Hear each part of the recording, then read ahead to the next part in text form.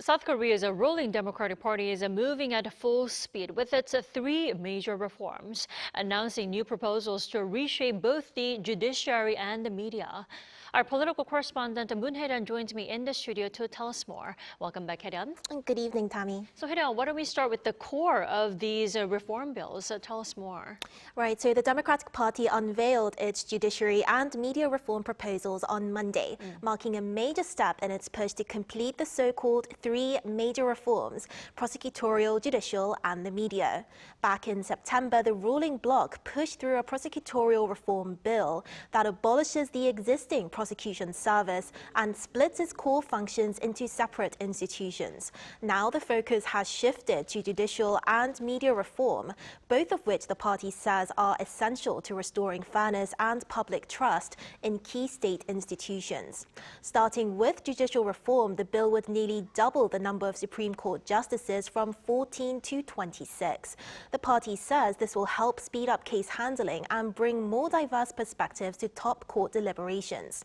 Once the current plan takes effect, 4 new justices will be appointed each year, meaning that by the third year, the Supreme Court would reach its new total of 26.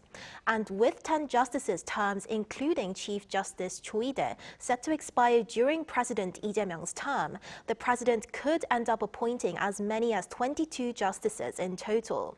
Now, it's worth noting that in South Korea, Supreme Court justices are appointed by the president, but require approval from the National Assembly. The Chief Justice recommends candidates for the positions of associate justices to the president, and this ensures that the judiciary has a role in selecting its own members, limiting excessive executive influence.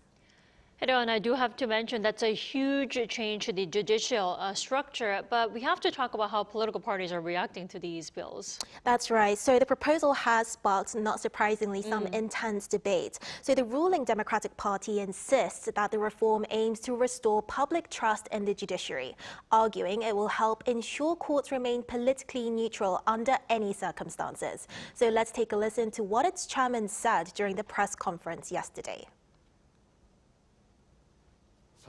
Opposing judicial reform is no different from saying that.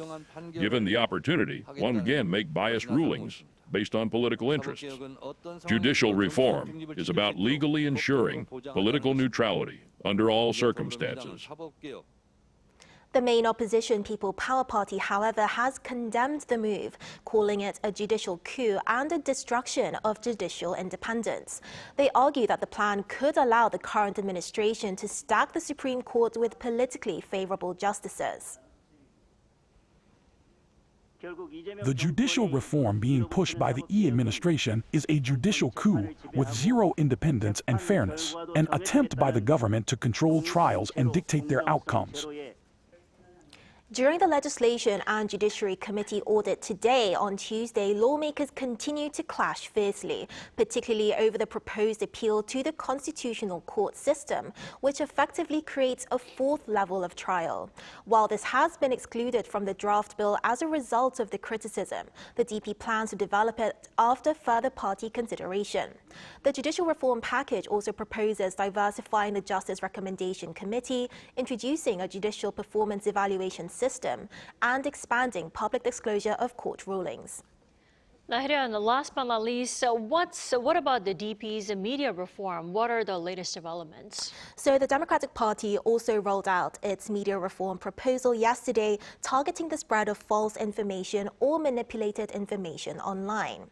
The bill would introduce a punitive damages system, allowing courts to impose up to 5 times the actual damages on media outlets or YouTubers found to have deliberately spread false content.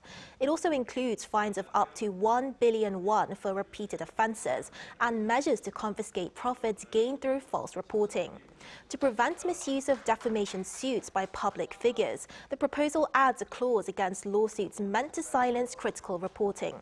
The DP says this is about protecting citizens from misinformation and strengthening responsible journalism, but the PPP warns it could chill press freedom and discourage investigative reporting. With the DP aiming to push these reform bills through within this regular session of the National Assembly that lasts until December, the PPP has vowed to do everything to block the passage of these bills, including a filibuster. Let's see how that goes. Arirang, thanks so much for coming in today. We appreciate it. Thank you for having me.